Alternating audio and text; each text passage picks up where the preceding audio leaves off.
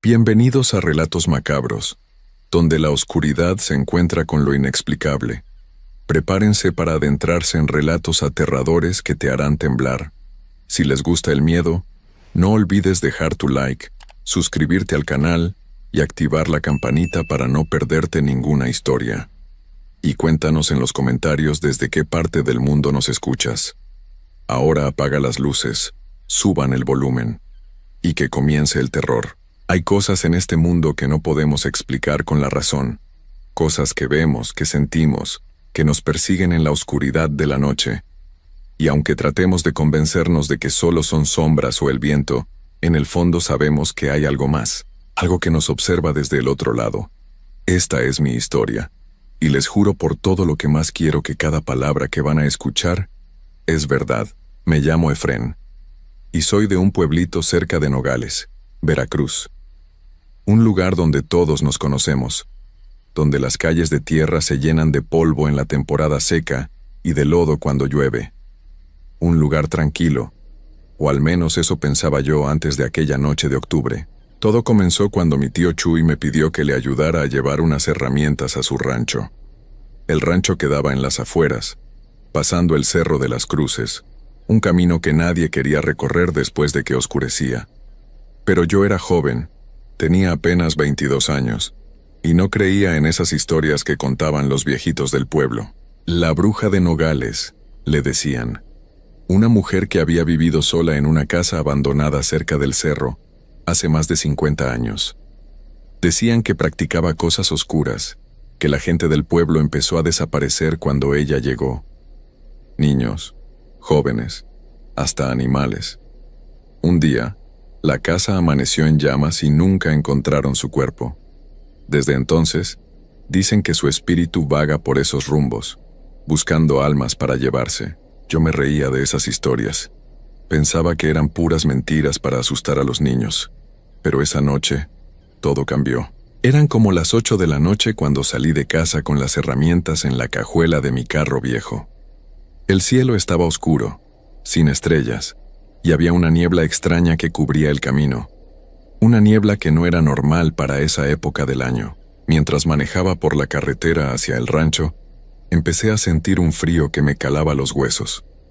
Puse la calefacción del carro, pero no servía de nada. Era como si ese frío viniera de adentro, de algo que no podía ver. Cuando pasé por el viejo cementerio que está a mitad del camino, vi algo que me hizo pisar el freno. Una figura blanca, parada junto a la entrada del panteón. Era una mujer. Llevaba un vestido largo y sucio, y su pelo negro le caía hasta la cintura. Pero lo que más me asustó fue que no tenía cara, o al menos, no podía verla desde donde estaba. Me quedé paralizado, con las manos agarrando el volante tan fuerte que me dolían. La figura no se movía, solo estaba ahí, parada, como esperando algo. Sentí que me miraba, aunque no pudiera verle los ojos. De repente, el carro se apagó. Así nada más. Traté de prenderlo otra vez, pero no respondía. El silencio era espantoso. Ni siquiera se oían los grillos o los perros del pueblo. Solo ese silencio pesado que te hace sentir que estás completamente solo en el mundo. Entonces la figura empezó a caminar hacia mí. Mi corazón latía tan fuerte que podía escucharlo en mis oídos. Quería salir del carro y correr, pero mis piernas no me respondían. Era como si algo me tuviera amarrado al asiento, obligándome a ver lo que venía. La mujer se acercaba lento, muy lento, pero con cada paso que daba, la temperatura bajaba más. Ya podía ver mi aliento en el aire, como si estuviera en pleno invierno. Las ventanas del carro empezaron a empañarse por completo. Empecé a rezar. No soy muy religioso, pero en ese momento las oraciones que me enseñó mi abuela cuando era niño volvieron a mi mente como si las hubiera dicho ayer. Padre Nuestro, Ave María, todo lo que recordaba. Y entonces el carro arrancó solo, sin que yo tocara nada. El motor se encendió y las luces prendieron con toda su fuerza. La figura se detuvo como a 5 metros de distancia, y por un segundo pude verle la cara. No era humana. Tenía los ojos completamente negros, sin pupila ni nada. La boca estaba abierta en una sonrisa horrible, llena de dientes podridos. y había algo en su mirada que me hizo entender que no era la primera vez que veía a alguien en ese camino, y que no sería la última. Pisé el acelerador a fondo sin pensarlo 2 veces. El carro salió disparado por el camino de tierra, levantando una nube de polvo detrás de mí. No volteé a ver por el espejo. No quería saber si me estaba siguiendo. Llegué al rancho de mi tío temblando. Cuando bajé del carro, mis piernas casi no me sostenían. Mi tío Chuy salió a recibirme y se dio cuenta de inmediato de que algo andaba mal. ¿Qué te pasó, muchacho?, me preguntó mientras me agarraba del brazo para que no me cayera. Le conté todo, cada detalle de lo que había visto. Esperaba que se riera de mí, que me dijera que había sido mi imaginación, pero no lo hizo. Su cara se puso seria, y vi algo en sus ojos que nunca había visto antes. Miedo. «¿La viste?», dijo en voz baja, casi un susurro. «Te eligió a ti». No entendí qué quería decir con eso. ¿Qué me eligió? ¿Para qué? Mi tío me hizo entrar a la casa y cerró la puerta con llave. Puso una cruz de madera detrás de la puerta y prendió unas veladoras. Después me sentó en la mesa de la cocina y me sirvió un café bien caliente. «Escúchame bien, Efrén», me dijo mirándome fijo. «Esa mujer que viste no es una persona normal, es la bruja de Nogales, y si te encontró una vez, va a volver por ti». Sentí que el estómago se me revolvía. Quería creer que mi tío estaba exagerando, pero después de lo que acababa de vivir, no podía dudar de sus palabras. «¿Qué quiere de mí?», le pregunté con la voz quebrada. Mi tío suspiró y se pasó la mano por la cara, como si estuviera recordando algo muy doloroso. «Hace muchos años, cuando yo era joven como tú, mi hermano mayor también la vio. Justo en ese mismo lugar, junto al panteón. 2 días después, desapareció. Lo buscamos por todas partes, pero nunca lo encontramos. Solo hallamos su ropa junto a la casa vieja donde vivía esa mujer. Y desde entonces, nadie se atreve a pasar por ahí de noche». Me quedé helado. No sabía que mi tío había tenido otro hermano. Nadie en la familia hablaba de eso. Esa noche no pude dormir. Me quedé en el cuarto de visitas del rancho, pero cada vez que cerraba los ojos, veía esa cara horrible sonriéndome. Escuchaba ruidos afuera, como si alguien caminara alrededor de la casa. Pasos lentos y pesados que se detenían justo afuera de mi ventana. En un momento, me armé de valor y me asomé por la cortina. No había nadie. Pero en el suelo de tierra, junto a la ventana, había huellas. Huellas de pies descalzos que terminaban justo ahí, como si la persona se hubiera quedado parada mirando hacia adentro. Me alejé de la ventana y me senté en la cama abrazando mis rodillas. No sabía qué hacer. No podía quedarme ahí para siempre, pero tampoco quería volver a casa si eso significaba encontrarme con esa cosa otra vez. Cuando amaneció me sentí un poco mejor. La luz del sol siempre hace que todo parezca menos aterrador. Desayuné con mi tío y le dije que me iba a regresar a casa. «Ten mucho cuidado», me advirtió. «No pases por el cementerio, da la vuelta por la carretera larga aunque te tardes más». Le hice caso. Tomé el camino largo que rodeaba el cerro por el otro lado. Era más tardado, casi 40 minutos más, pero no me importó. Cualquier cosa con tal de no volver a pasar por ese lugar maldito. Pero las cosas no terminaron ahí. De hecho, apenas estaban comenzando. Los siguientes días fueron una pesadilla. Llegué a mi casa y traté de seguir con mi vida normal, pero no podía. Cada noche sentía que algo me observaba desde la oscuridad.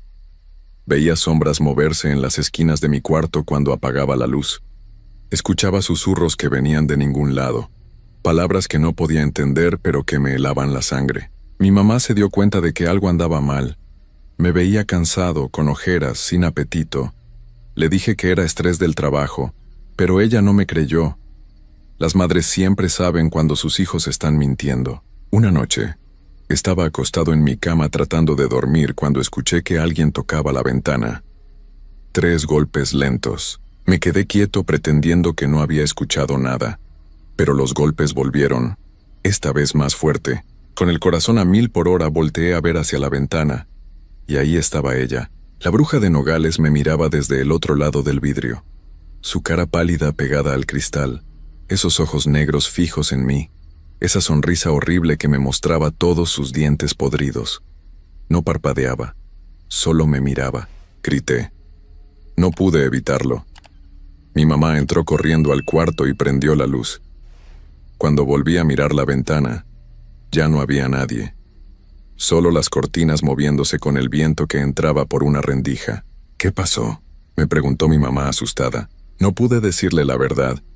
Le dije que había tenido una pesadilla, pero ambos sabíamos que eso no era cierto. Al día siguiente fui a buscar a doña Carmela, la curandera del pueblo. Si alguien sabía qué hacer con estas cosas, era ella. Vivía en una casita al final de la calle principal, rodeada de plantas y con veladoras siempre prendidas en su portal. Cuando llegué, ni siquiera tuve que explicarle nada. En cuanto me vio, su cara cambió. «Ay, muchacho», dijo moviendo la cabeza, «ya te marcó». Me hizo pasar y me sentó en su sala llena de imágenes de santos y crucifijos.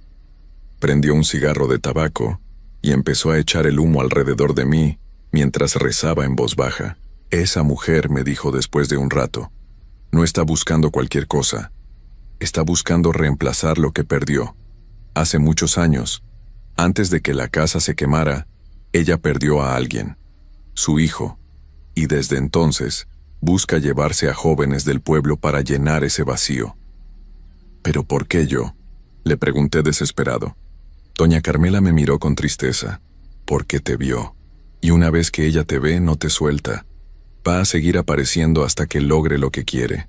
¿Y qué puedo hacer?». Ella suspiró largo. «Hay una sola manera de que te deje en paz. Tienes que ir a la casa vieja donde vivía, la que está cerca del cerro. Ahí vas a encontrar algo que le perteneció. Algo importante. Si lo encuentras y lo quemas en el mismo lugar donde se quemó la casa, tal vez, solo tal vez, puedas romper el lazo que tiene contigo». Me dio un rosario bendecido y un frasco pequeño con agua bendita. «Lleva esto contigo, y no vayas solo. Esa cosa es más fuerte de noche, así que si vas, hazlo antes de que oscurezca». Le pedí a mi primo Daniel que me acompañara. No le conté toda la historia, solo le dije que necesitaba buscar algo en la casa vieja y que no quería ir solo. Él aceptó sin hacer muchas preguntas. Salimos como a las 3 de la tarde, cuando el sol todavía estaba alto.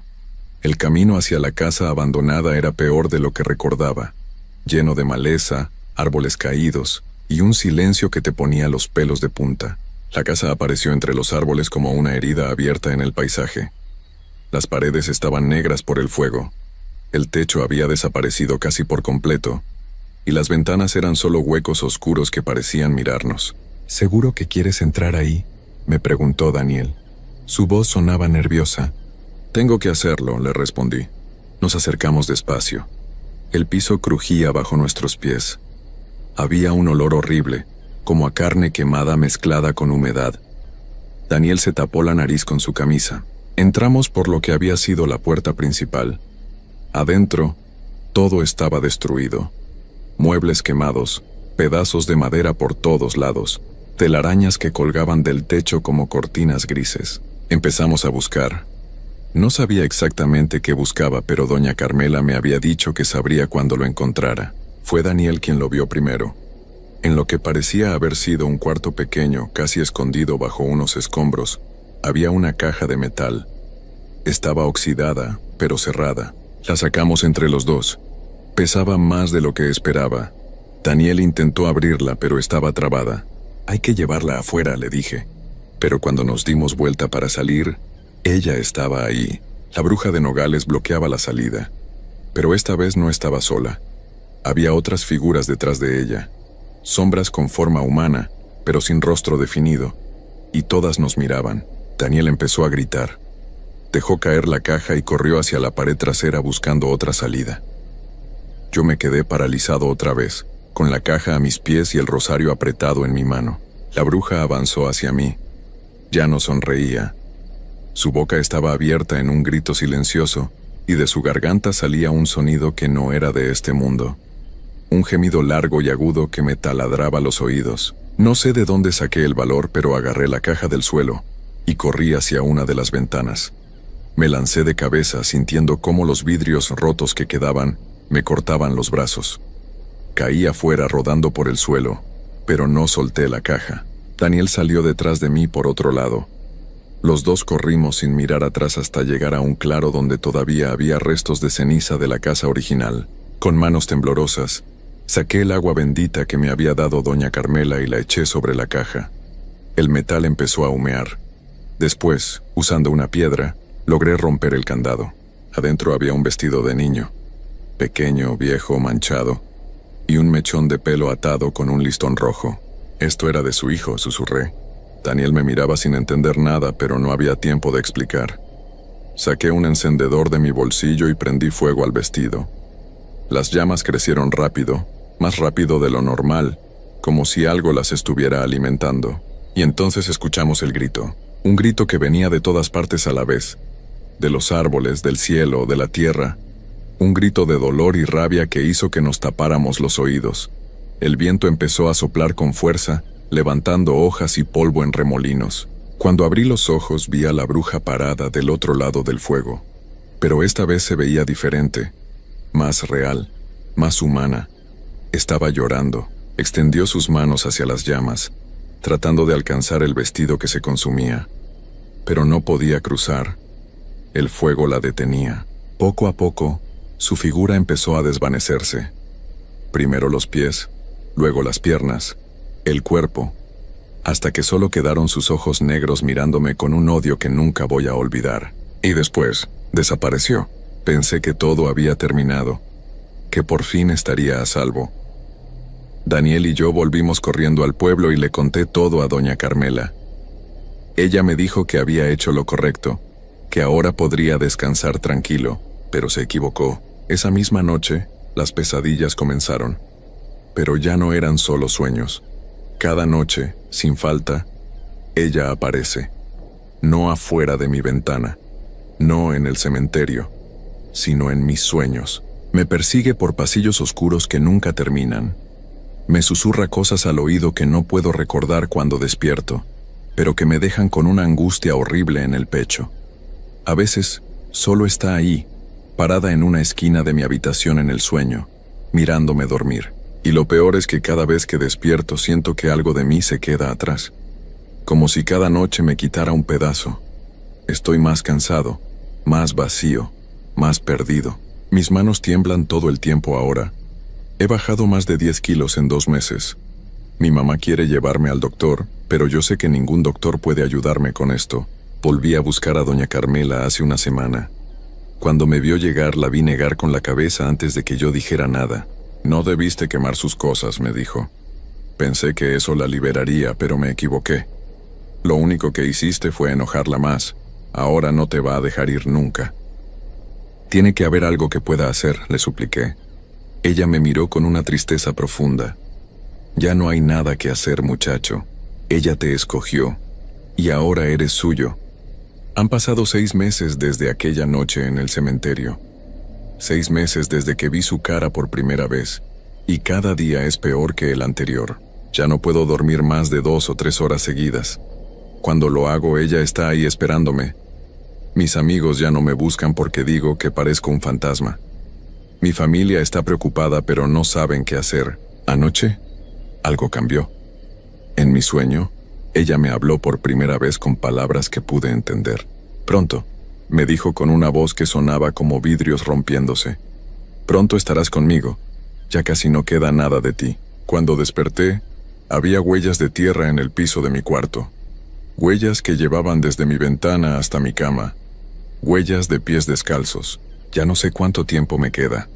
Puedo sentir que algo dentro de mí se está apagando. Es como si estuviera desapareciendo poco a poco, como si me estuviera volviendo parte de las sombras que veo en las esquinas. A veces en las noches, cuando estoy acostado esperando que llegue el sueño, pienso en mi tío y en su hermano que desapareció hace tantos años. Y me pregunto si él también pasó por esto, si también sintió como algo lo consumía desde adentro, si también supo que no había escapatoria. La bruja de Nogales es real. Yo la vi, y ahora soy parte de su maldición. Que Dios tenga piedad de mi alma, porque ella no la tendrá. Historia 2. Hay cosas en este mundo que no podemos explicar con la razón. Cosas que nuestros abuelos sabían y que nosotros, los jóvenes, hemos olvidado por creer que todo tiene una explicación lógica. Pero les voy a contar lo que me pasó, lo que viví con mis propios ojos. Y ustedes decidan si quieren creerme o no. Solo les pido que si algún día tienen un bebé recién nacido, no ignoren las advertencias de la gente mayor. Porque yo lo hice, y ahora vivo con un dolor que nunca se va a ir. Me llamo Antonio. Soy de un pueblo pequeño cerca de Tlaxcala y esta es mi historia. Todo empezó cuando mi esposa Lucía y yo decidimos mudarnos a la ciudad. Acababa de nacer nuestro hijo, un niño hermoso que llenaba nuestros días de alegría. Apenas tenía 2 meses cuando encontramos una casa para rentar. No teníamos mucho dinero, así que cuando vimos el anuncio de esa casa tan barata no lo pensamos 2 veces. La casa estaba en las orillas del pueblo, medio alejada de todo. Era vieja, con techo de lámina y paredes que crujían cuando soplaba el viento. Pero tenía 3 cuartos y un patio grande, y eso era suficiente para nosotros. El dueño, un señor mayor con los ojos medio turbios, nos dijo que llevaba tiempo desocupada. Cuando le pregunté por qué, solo movió la cabeza y dijo que la gente de por ahí era muy supersticiosa. Debí haber preguntado más. Debí haberle hecho caso a esa sensación rara que me dio cuando entramos la primera vez y sentí el aire pesado, como si algo estuviera observándonos desde las esquinas oscuras. Nos mudamos un martes por la tarde. Lucía estaba cansada del viaje, así que después de acomodar las cosas más importantes, cenamos algo rápido y nos fuimos a dormir temprano. El bebé dormía en su cuna junto a nuestra cama, envuelto en su cobija azul. Todo parecía tranquilo, pero esa primera noche, cuando ya todos dormíamos, escuché algo que me heló la sangre. Eran rasguños lentos y constantes que venían del techo. Al principio pensé que era una rata o algún animal que se había metido entre la lámina y el techo, pero el sonido era diferente. Era como si algo grande estuviera arañando el metal desde afuera, deslizándose despacio buscando la manera de entrar. Me quedé quieto en la cama, con los ojos bien abiertos en la oscuridad, escuchando. Lucía seguía dormida a mi lado, y el bebé también. Los rasguños se movían de un lado a otro del techo, primero sobre nuestro cuarto, luego hacia la cocina, después de regreso. Mi corazón latía tan fuerte que pensé que se me iba a salir del pecho. Entonces los rasguños se detuvieron sobre la ventana de nuestro cuarto. Escuché un sonido nuevo como uñas largas raspando el vidrio.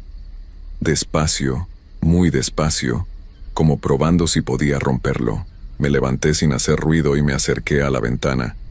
Tenía miedo de lo que podía ver, pero necesitaba saber qué era. Cuando miré por la cortina, no había nada. Solo la noche oscura y el viento moviendo las ramas de un árbol seco que estaba en el patio. Pero los rasguños siguieron.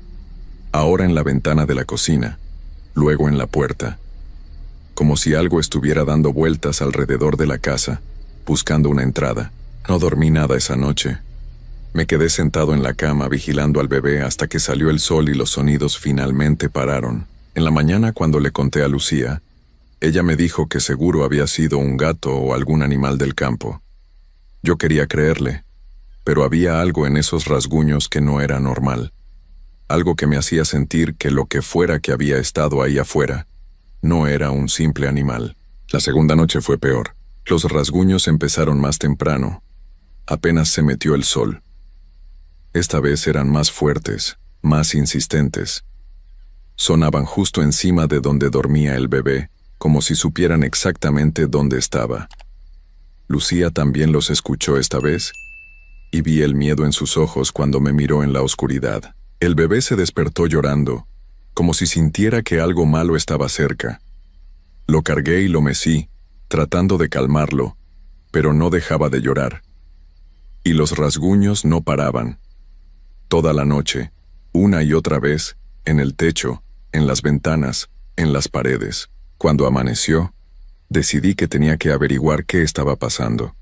Salí al mercado a comprar algunas cosas que nos faltaban, y ahí fue donde conocí a doña Carmela, una señora mayor que vendía tamales en un puesto pequeño. Estaba comprándole cuando, sin saber por qué, le conté lo que estaba pasando.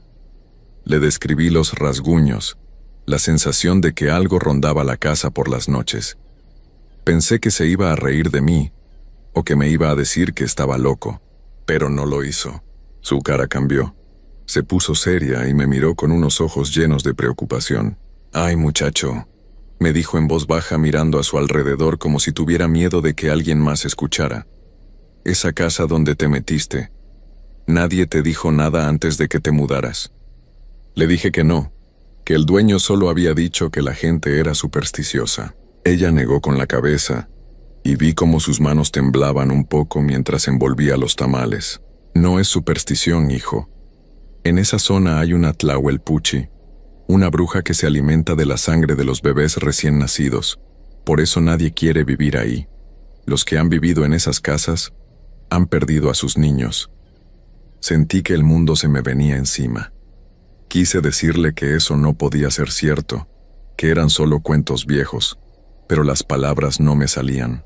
Los rasguños, la manera en que se concentraban sobre la cuna del bebé. Todo empezó a tener un sentido horrible. «¿Tu bebé está bautizado?», me preguntó doña Carmela. Le dije que no, que todavía no habíamos tenido tiempo. Acababa de nacer y con la mudanza no habíamos podido organizarlo. Ella cerró los ojos y suspiró profundo. «Eso es malo, muy malo. Los bebés sin bautizar son los que más atraen a estas criaturas. Ellos pueden oler la sangre nueva, la inocencia. Para ellas es como un imán». Me temblaban las piernas. Le pregunté qué podía hacer, cómo podía proteger a mi hijo. Doña Carmela me explicó con cuidado. Me dijo que tenía que poner protecciones en todas las entradas de la casa, tijeras abiertas en forma de cruz debajo de la cuna del bebé, espejos en las ventanas para que la bruja viera su propio reflejo y se asustara, ajos colgados en todas las puertas. Y lo más importante, me dijo, era que nunca, bajo ninguna circunstancia, dejara abierta alguna ventana o puerta por la noche, ni 1 centímetro, me advirtió agarrándome del brazo con fuerza. Estas brujas pueden transformarse en animales, en neblina, en cualquier cosa para colarse por el espacio más pequeño. Si le das una entrada, va a entrar, y si entra donde está el bebé... No terminó la frase. No hacía falta. Compré todo lo que me dijo. Gasté hasta el último peso que tenía en ajos, en tijeras nuevas, en espejos pequeños. Cuando llegué a la casa, Lucía me miró como si me hubiera vuelto loco, pero cuando le conté lo que me había dicho doña Carmela, su cara se puso pálida. Esa tarde colocamos todo. Pusimos las tijeras debajo de la cuna, formando una cruz perfecta. Colgamos ajos en la puerta principal, en la puerta de atrás, en la puerta de nuestro cuarto. Pegamos los espejos en cada ventana, asegurándonos de que quedaran bien puestos. Y revisamos una y otra vez que todas las ventanas estuvieran bien cerradas, que todas las puertas tuvieran el seguro puesto. Cuando cayó la noche nos sentamos en la cama, con el bebé entre nosotros esperando. Los rasguños llegaron como siempre, pero esta vez sonaban diferentes, más desesperados, más furiosos. Era como si lo que fuera que estaba ahí afuera supiera que ahora había obstáculos, y estaba enojado por eso. Durante horas escuchamos cómo intentaba entrar, cómo arañaba el techo con más fuerza, cómo golpeaba las ventanas, pero no podía pasar. El bebé lloró un poco al principio, pero después se calmó y se durmió. Lucía y yo no dormimos nada, pero al menos nuestro hijo estaba a salvo. La siguiente noche fue igual.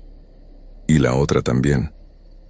Poco a poco, empezamos a acostumbrarnos a los sonidos, a saber que mientras tuviéramos las protecciones puestas y todo cerrado, nada malo iba a pasar. Pasaron 2 semanas así. 2 semanas de noches sin dormir, de vigilar cada ventana, cada puerta, cada rincón de la casa. Estábamos cansados, agotados, pero nuestro bebé seguía bien, seguía vivo. Entonces llegó esa noche. Esa maldita noche que me quitó todo. Había sido un día muy pesado. Lucía había estado limpiando toda la casa porque íbamos a recibir a mi mamá al día siguiente. Yo había trabajado doble turno y llegué rendido, sin fuerzas para nada.